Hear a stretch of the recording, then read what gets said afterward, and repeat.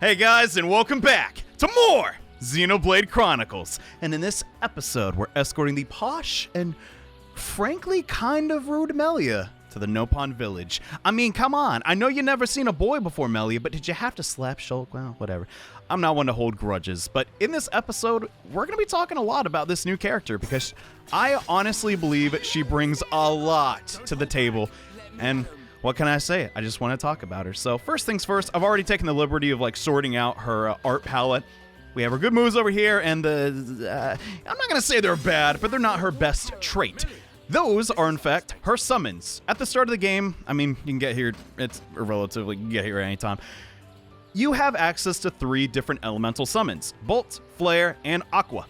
Primarily, at the start of the game, you really want to use Bolt, because not only does it do high damage, it also gives a buff to your party. In this case, ether damage, and you can use it 3 times. I'm gonna just kind of wait around. I should have probably brought out the art faster.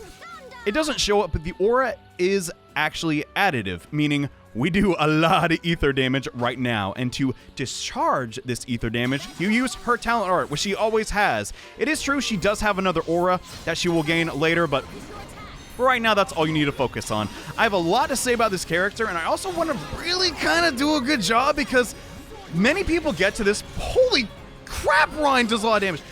A lot of people get in a Machina Forest, right? They get this character. They don't know what they're doing because the tutorial in-game isn't honestly the best. There's a lot of nuance to her character, which is why I've decided to kind of amp up the production value a little bit. So, editor, if you would please change the scene. We're doing this now. Melia, the psychic and woman type Pokemon. She is in a league of her own when it comes to her ether arts and ether damage, as evident by her insane special attack stat. That's kind of a big number. I don't know math, but similar to Magic and other role-playing games, ether damage has special properties. Specifically, it cannot miss and is not affected by the agility stat. But that's not all. Against Mechon, instead of doing 1 damage like normal weapons would do, ether attacks do 50% damage, which is a big increase compared to the number 1. Yet again, more math. Also, since she always has her talent art in battles, she's very helpful to have for continuing chain attacks. Her ability is Early Bird, which means when she is attacked in battle, she will wake up very quickly, or if you shoot her with an ether rifle, I guess. For my Melia, I like to have Double Slap, Mega Kick, Thunderbolt, and Hypnosis, just so she can kind of do a little bit of everything. If you sat through that, you have my legitimate appreciation. You have the patience of a saint. But no, just breaking character a little bit here. Melia, there's a lot to her, and yes, she does have some cons. There are we'll get to those in a second. But she really does offer a type of gameplay that wasn't really evident in the game, and is a very welcome addition to the party for a variety of reasons. There are, like I said, the downsides though. The cons are aplenty. First and foremost, if you're not playing as her as the leader, you might as well not be playing with her at all. Honestly, her AI is just as bad as people say it is. I was hoping they would change this in Definitive Edition, but sadly, I think they just didn't want to introduce too many bugs, so they probably went against that. But as we enter this new area, the X is how I pronounce it. But as we enter the watering hole for these new enemies, which we need to take down for a variety of reasons. We see that giant ether crystal over there, but we also get access to her aura, Elemental Burst. And while in this state, Melia does double the damage with her elemental discharges and her summons. It's pretty cool. Unfortunately, staying in this phase is a little bit on the random side, and it's not too reliable to get until way later in the game. But just like many things, yeah, she's gonna get better with time. But she also has aggro issues. Once you really start to power up Melia, you're gonna notice, my god, she just cannot reduce her own aggro whatsoever. We might as well do the chain attack so you just know I'm not making crap up. She's just so good at having chain attacks. As long as you do have an aura, right? She also has red arts, which is pretty good. But on top of not being able to manage aggro that well, she just dies to literally everything. She's paper thin. Not as in her, I mean, I don't know how much she weighs, but anyway, she dies so fast. And if you're playing as the leader, chances are, you know, you're gonna like game over, which is kind of a pain, but for the most part, I have a way of mitigating our aggro. But yet again, you just gotta get to that point. At the start, these are like the most boring effing summons. Like, Electric is cool and all, but like using it 3 times, not gonna happen. Once she gets a future art, we're pretty darn close to getting, that's when she will start to be a little more playable, I guess, which sounds so rude, but I haven't even talked about these X enemies. We eventually, we kind of need them for some future quests, but we'll come back to this watering hole like a ton of times. But all in all, Melia is a lot of fun to play as. I like her a lot. She does have the debuff of when you talk about her, you sound like a nerd, though. Which, I mean, that's very evident. You're also about to see, yeah, guys, please get this bird off me. I like, at least at the start of playing with 2 tanks with her, it seems to work out pretty well. But, oh yeah, another art I didn't really talk about. Burst End. This is an art only available when you actually have her aura maxed out, and I didn't actually Elemental Discharge. That's kind of annoying. All right.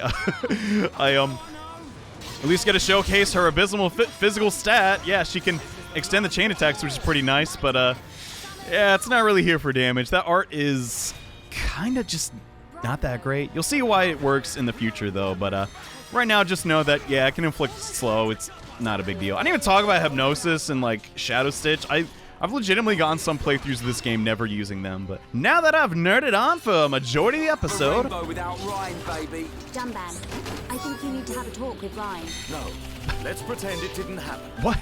What did Ryan say? Huh? I was just so in the zone. I wasn't even... Okay. Anyway, as I was saying before, I could talk about Melia all day. We're gonna have a lot of episodes this series to, like, showcase her power, and, gosh, I can't wait. Legitimately. I know, like, I think she is one of the more popular characters in the game. Just going off, like, what I know about, like, Xenoblade Chronicles fans. I used to think she was, like, overhyped. No. After this most recent playthrough and watching, like, a majority of, like, the content, like, really digesting it, I was like, God dang. They made a winner here. Also, she has a pink outfit in the forest. It looks like a Snuggie. I don't know, kind of cool. Okay, no, really. Are Snuggies even a thing anymore? I don't know. I've rambled on for so much. I completely forgot to mention, yeah, we're drawing very close to the Heropon village. And, oh, my God. This giant hulking behemoth, the Oruga. Hey, buddy, are you aware that... You see a walkway there? If you want to go to Frontier Village, it's safe to go this way. Heropon never lie, so you can believe me. Okay, but only because Melia also vouched for you guys. But, you know, I'm no expert in... That thing could literally just come up here and grab us. It's scary. Maybe they don't have the best eyesight. Maybe the Heropon blend in. Melia's sort of tall. No, wait, isn't she like 5'1"? I don't know. It's one of like the art books or something. Go over everyone's height. And, yeah, I mean, Shulk is tiny. Ryan's just like the tallest of the group. But, let's look down there. Yeah, this Machina Forest. It's got a lot of enemies that are really, really tough. But we'll get to them in due time. For right now, though, we're finally here. How about that? This is the entrance to Frontier Village. So this big tree is where the Heropon live. Ah, Bird Lady. Welcome back, Bird Lady. I wish to speak with the village chief. Will you permit us to enter? My pleasure, my pleasure. I shall take you to the village chief. Follow me.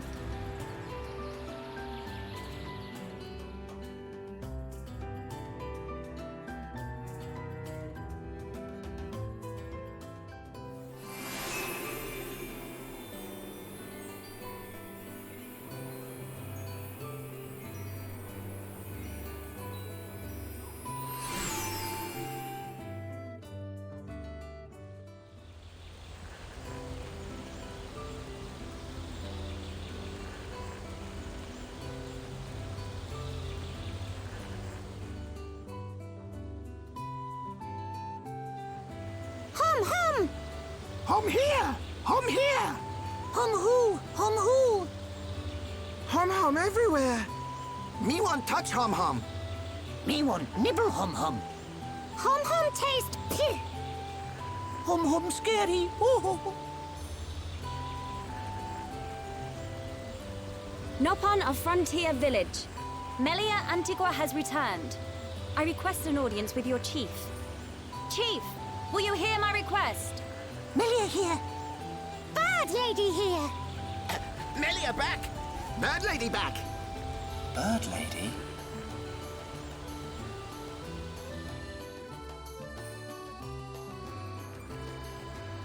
My dear Melia, it's good to see you again so soon.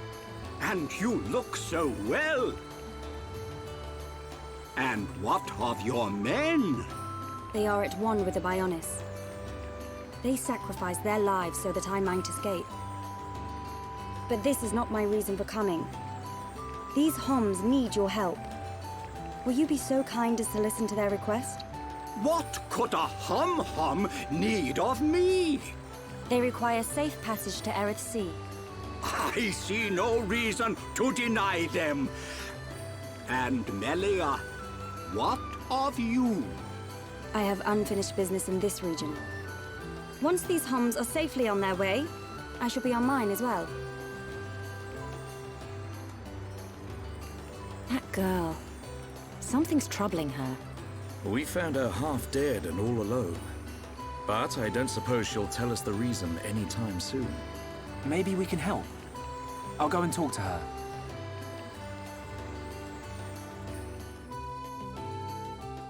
Sounds like Melia's got a lot on her mind. And, yeah, we're finally here. Frontier Village, the primary habitat of the Nopon. And it's also the... There's no way of just getting around this. There's a lot of these guys. If I did the voice for every single one, I'm sure a lot of you guys would go crazy. But there are a couple of generic quests I want to pick up. I don't want to, like, do too many. Similar to, like, Colony. Actually, no, that was not Colony. The Refugee Camp. There's a lot of quests. There's a lot you can miss. But, despite that, the sheer number of them, you can't actually time out any of the quests here in the, you know, Frontier Village, which is a welcome change compared to the Refugee Camp. But I want to change time a little bit. Despite me saying, like, I don't want to overload us with quests, we might as well pick up these couple of generics. We also have another quest to turn in. Someone told us a long time ago, hey, you know, I feel like you're going to go to this place called Frontier Village eventually. Can you take care of a chore for me? And we are more than happy to help. I mean, some of us are. I'm not a character in the game, so naturally I was ticked. No, I'm just kidding, but as we come here to Frontier Village, I really, really like the nighttime song. I don't know. It's comfy. It does its job well. Sadly, it'll be interrupted by us, like, finding 16 billion locations and landmarks. Sorry about that. That's just, this is how it is. But there is, where's the pollen? Oh, yeah, there it is. Oh, God. Oh, God. Jesus Christ, that was too risky. This is the turn-in for that quest. Dedeba. Hey. You're too slow. Do you know how long it's been since I asked you to bring it? What? Wait, you're not the usual guy. What's going on? Dedeba knows why Hom brought it. Hand it over. Come on now. I've been waiting so long for this. You do a good job to bring it to me. Now. Well, huh? You already finished your job? Now leave me alone. Dedeba is very busy. Okay. So much for your gift, question mark. I guess he really, really wanted his caviar. Maybe he's, like, embarrassed to eat it. You go now. I need to eat alone. I can hardly eat in front of people, unless everyone else is eating. Well, this isn't really about me. It's all about Dedeba. But we're going to learn a lot about this place, and I feel like I have to, like, almost defend Frontier Village. Like, I understand how some people could be, like, slightly annoyed with the Nopon. Like, I get it. They talk funny. They look, like, overly cutesy. That's not everyone's thing. They definitely give off Ewok vibes, but personally, I think they're cool. Not as, like, a, dang, I want to be a Nopon when I grow up, but think about it. Someone had to, like, design this whole area, their houses, what they eat and stuff. I think that's kind of sick, but, yeah, we're still climbing the giant tree. If I haven't mentioned this, it is it's not a hard area to navigate, but it's definitely, like, a lot easier just to skip travel, and it pains me to do this, but I gotta not talk to that guy. If you are doing your own playthrough, though, it is recommended if you see a green icon on your minimap, talk to him. Just get him on your affinity chat. It'll help in the long run. I actually know almost every NPC here, not by name. I mix them up a lot, but god dang, Rhine, he has taken his time to get up here. Melia was in a hurry, dude. She climbed this many stairs how fast? Guess you really want to be alone that badly. Well, time to ruin things as always. Melia, you're welcome to come with us. Is it true? Were you alone in the forest? That thing must be stopped by my hand. This is my pledge to those that have died. Is it wounded? I see. The Telethia is hurt and lies in rest, wounded by a girl. Wounded by a girl? You don't mean you're going to fight the Telethia? How do you know of the Telethia? When I went to collect the ether crystals, some Telethia attacked me. I managed to destroy them and get away. You defeated Telethia? Who are you? The Monado. So that sword can... To tell the truth, they were the Telethia spawn. Someone told me the primary Telethia is healing somewhere in the forest. It was you, wasn't it? You hurt the Telethia. Melia. The Telethia escaped from our homeland, and I am tasked with killing it. It cannot remain free. For the sake of my people and the Nopon, it must be stopped. Melia, we can help you defeat it if you like. Out of pity? No. Why then? It's just... I want...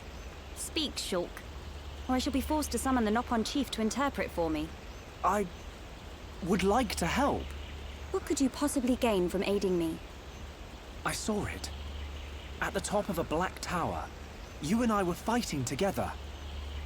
Fighting that faced Mechon. I also saw you fighting a huge Telethia. It threw me the first time and all.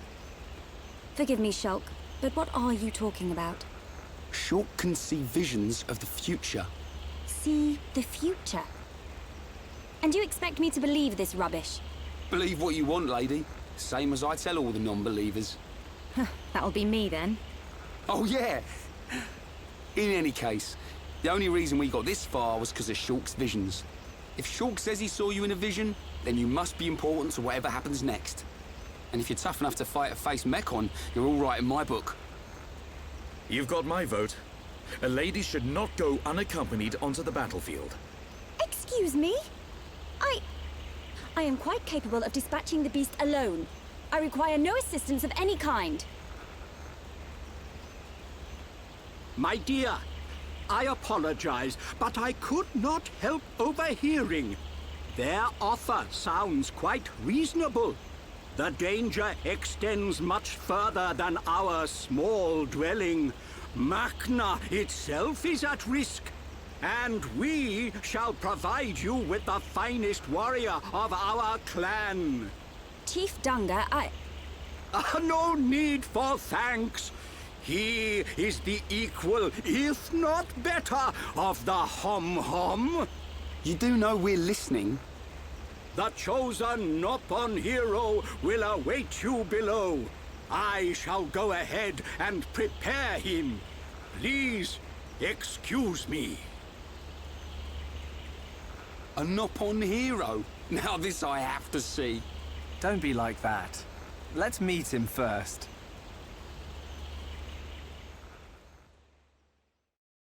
So after some S-tier convincing, Melia's back in the party. But that's not all. The Nopon chief is also like, hey, we don't want our village to get blown up. Take our strongest warrior. And I'm all about that. More party members? Let's go! Spring break! Aw, frick. Don't fall. Fall, but like, you know. There we go. Anywho, just wanted to get that location. Even, crap. Get on the ladder, Vren. Anyhow, this next cutscene. Oh boy, let's see what the strongest warrior in Frontier Village looks like. May I introduce Heropon Riki!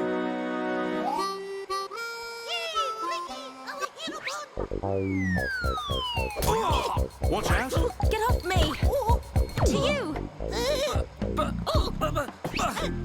Right in the... Take this, bubble! That's not good.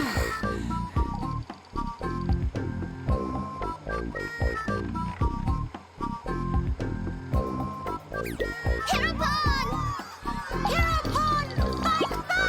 Heropon, chop chop! Heropon, go forth! Heropon, get up! Heropon, make Nopon proud!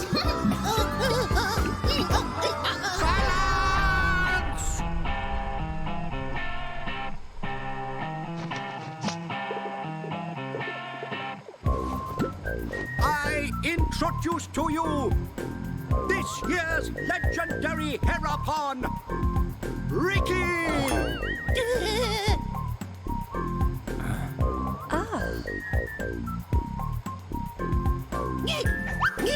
New hum friends, meet this year's legendary Heropon, Riki! Riki live to serve!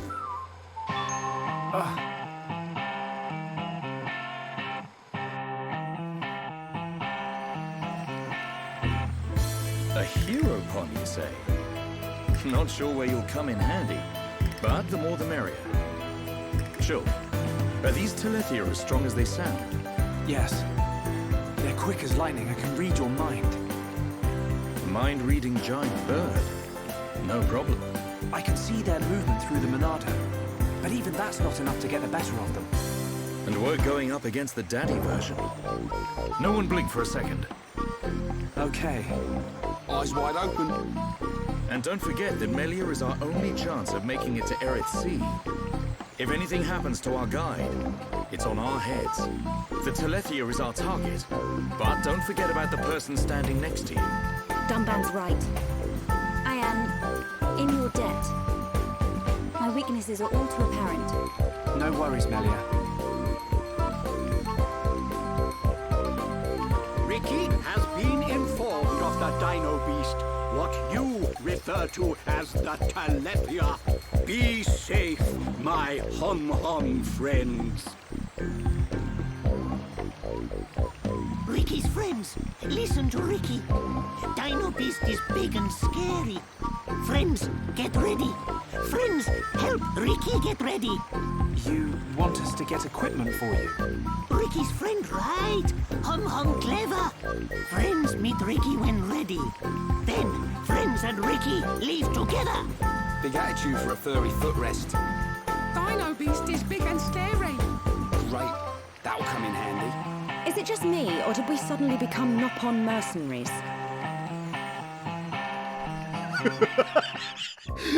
Dunban doesn't even say anything. He's just like, we're going to die. Anyways, this year's Heropon Riki, needs us to do some errands for him. I swear, this guy is like the worst introduction. Okay, maybe not the worst introduction in the series, but what he is and what you think he is may not be the same. That's all I want to say. I'll let the game speak for itself. But yeah, we got to get him some weapons and armor. And Me got armor that can even protect from Dino Beast attack. Probably not mosquitoes, though. Okay, maybe not quite that good. Do your best. Come back alive and stuff. gee whiz. But this is our sort of breadcrumb to just learn about, in general, these shops. We can't really look at them right now, but they tell you to go on the first and second floor. So we'll have to come back and get some art books and some gear. This in general is just a great time to like gear up and get ready, but I'll talk about that at the end of the episode. The next shop, Frontier Village. Yes, this place is so big they got to. Riki going to kill Dino Beast? Riki gonna need good weapon. Good luck. I don't have one of those, but here you go. Riki's weapons are sticks. Yeah. He's a heroic hero, all right. ready to go. Come, new friends. Ricky's adventure begins. Riki, you do know where the Telethia is, don't you? Of course Riki know. Melia, Riki hear you hurt Dino Beast. I did, but only a little. When Dino Beast hurt, Riki know it go to place with ether crystals. Friends and Riki go to place with crystals. Then we find Dino Beast. Chief, tell Riki. Chief always right. So you do know a thing or two about this monster. Guess we'll be searching for some ether crystals then.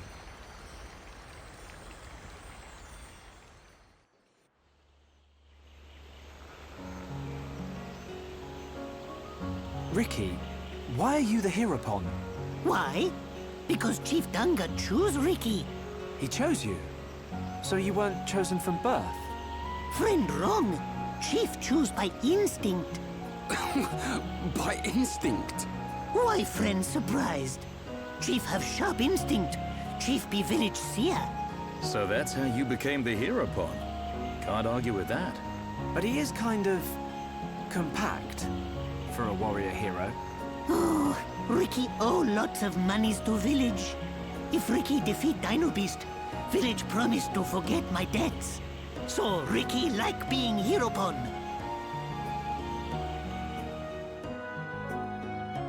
So the truth comes out. Riki's not a chosen hero. I mean, he was literally chosen, but mostly to repay his debts. But all jokes aside, Riki is such a treat. He is such a fun character, and he brings, yet again, a lot of new stuff to the table. First and foremost, his Yoink talent art.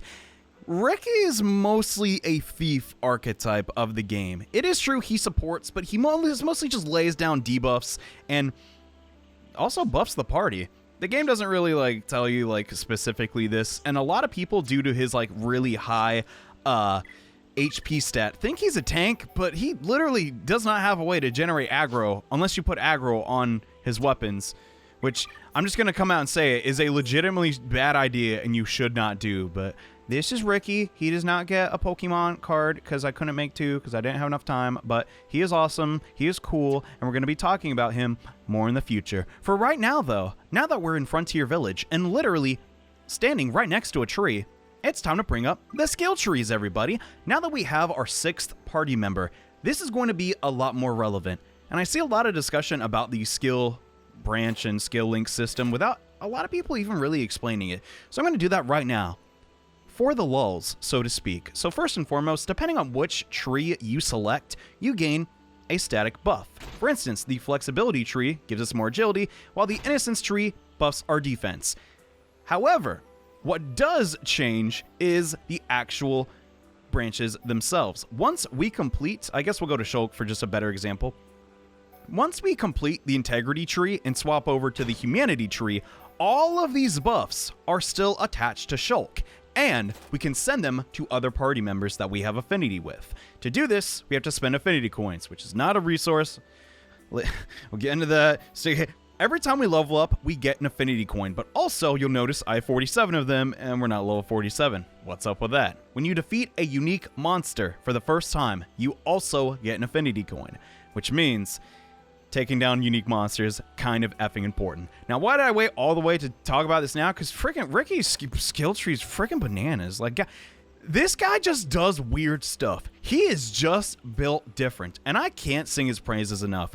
First and foremost, though, we want this part of his skill tree ASAP, just to help everybody move faster. In Definitive Edition, this does stack with the Quick Step gem, meaning it's really important to grab because we're going to move around a lot in this game. But also, we should probably bring up everyone's affinity. Because we just had 2 new party members join our party, everyone's affinity right now with them is really, really low. And I actually want to work on that because the Telethia is so effing strong. If it so much as scratches our toenail, it'll break every bone in our body. So we got to gear up. And wait, how do I... There we go. Riki is now in frame. So, to prepare for the battle ahead against the Telethia, we're going to have a couple of side quest-based episodes, mostly going back to Colony 9 and taking care of some things here in Frontier Village. I know that's not everybody's cup of tea, but trust me, there's some really cool stories, specifically here in Frontier Village. God dang, it's so cool, that I want to show off. So, yeah, hope you guys enjoyed this bite-sized little episode. While we have the calming music, I also want to say I do apologize for all the delays with this series. I've had a little battle with my own Mechon. Every piece of technology I owned just one day decided to stop working, and that's made episodes a little bit behind, but hey, hopefully we'll get back in the swing of things real soon. Anyways, next time on Xenoblade Chronicles, we head back to Colony 9 and try and build affinity with Melia and Riki, and, you know, with everyone else too, mostly those two. So see you guys then. Bye.